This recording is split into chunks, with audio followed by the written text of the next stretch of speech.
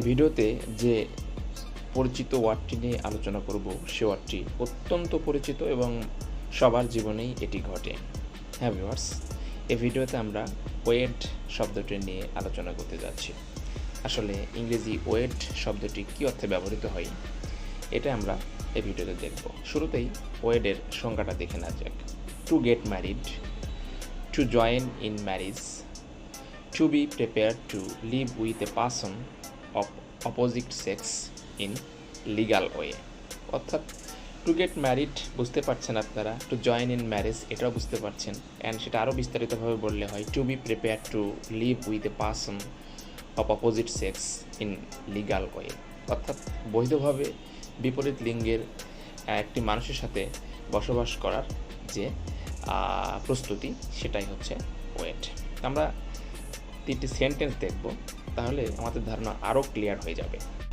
তার আগে বলে রাখি, ওয়েট ওয়ার্ডটি ভার্ব, সাধারণত সেন্টেন্সে ভার্ব হিসেবে ব্যবহার করা হয়ে থাকে, তবে কোনো কোনো ক্ষেত্রে এটাকে নাউন হিসেবে ব্যবহার করা যেতে পারে। তবে সাধারণত আমরা এই সেন্টেন্সগুলোতে ওয়েটকে ভার্ব হিসেবে ব্যবহার করে দেখিয়েছি। দেখুন, they plan to wait married next spring, তারা আগামী বসন্তে বিয়ে করার পরিকল্পনা করেছে।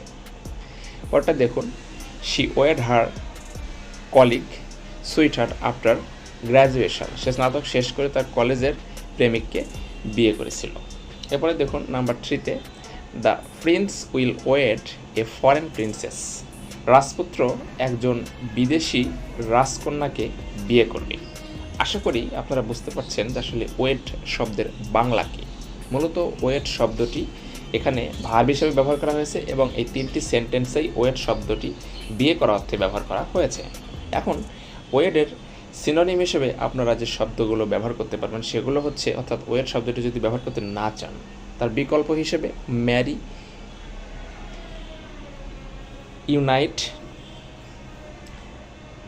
Spouse, live together legally, tie the knot, এটা ইনফর্মাল, সাধারণত গিট্টু বাঁধা অর্থে ব্যবহৃত হয়, এবং গেট হিটস এটাও ইনফর্মাল।